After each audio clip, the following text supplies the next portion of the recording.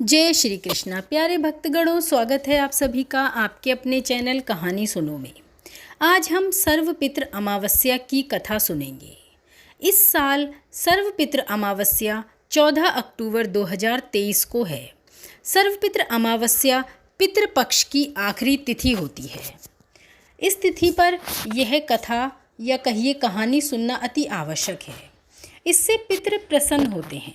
चलिए अब सर्वपितृ अमावस्या की रोचक और पौराणिक कथा को सुनते हैं।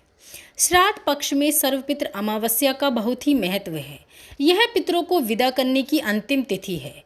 अगर कोई श्राद्ध तिथि में किसी कारण से श्राद्ध न कर पाया हो या फिर श्राद्ध की तिथि मालूम ही ना हो तो सर्वपितृ श्राद्ध अमावस्या पर ही श्राद्ध किया जाता है। इस तिथि का इसीलिए विशेष महत्व है। कथा। देवताओं के पितृगण अग्निश्वात को सोमपथ लोक में निवास करते हैं। उनकी मानसी कन्या अच्छोदा नाम की एक नदी के रूप में अवस्थित हुई। मत्स्य पुराण में अच्छोद सरोवर और अच्छोदा नदी का जिक्र मिलता है, जो कि कश्मीर में स्थित है। एक बार अच्छोदा ने 1000 वर्ष तक तपस्या की, जिससे प्रसन्न होकर देवताओं के पितृगण अग्निश्वात और बहिष्पद अपने अन्य पितृगण अमावसु के साथ अच्छोदा को वरदान देने के लिए अश्विन अमावस्या के दिन उपस्थित हुए। उन्होंने अच्छोदा से कहा कि हे पुत्री, हम सभी तुम्हारी तपस्या से अति प्रसन्न हैं, इसलिए जो चाहो वर मांग लो।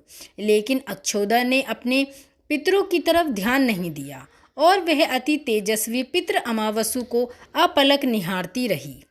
पितरों के बार बार कहने पर उसने कहा, हे भगवान, क्या आप मुझे सचमुच वरदान देना चाहते हैं?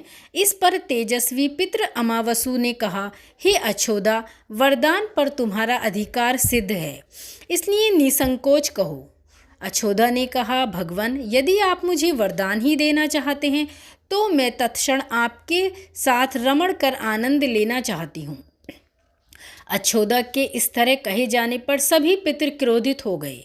उन्होंने अच्छोदा को श्राप दिया कि वह पितृलोक से पतित होकर पृथ्वी लोक पर जाएगी। पितरों के इस तरह श्राप दिए जाने पर अच्छोदा पितरों के पैरों में गिरकर रोने लगी। इस पर पितरों को उस पर दया आ गई। उन्होंने कहा कि अच्छोदा, तुम पतित योनि में श्राप मिलने के कारण मत्स्य कन्या के रूप में जन्म लोगी। पितरों ने आगे कहा कि भगवान ब्रह्मा के वंशज महर्षि पराशर तुम्हें पति के रूप में प्राप्त होंगे। तुम्हारे गर्भ से भगवान व्यास जन्म लेंगे। उसके उपरांत भी अन्य दिव्य वंशों में जन्म लेते हुए तुम श्राप मुक्त होकर पुनः पितृलोक में वापस आ जाओगी। पितरों के इस तरह कहे जाने पर अच्छोदा शांत हुई। अमावसु के ब्रह्मचर्य और धैर्य की सभी पितरों ने सराहना की एवं वरदान दिया कि यह अमावस्या की तिथि अमावसु के नाम से जानी जाएगी।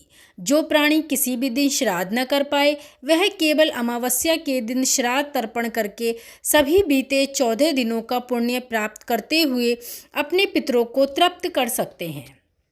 तभी से प्रत्येक माह की अमावस्या तिथि को सर्वाधिक महत्व दिया जाता है और यह तिथि सर्वपितृ श्राद्ध के रूप में मनाई जाती है।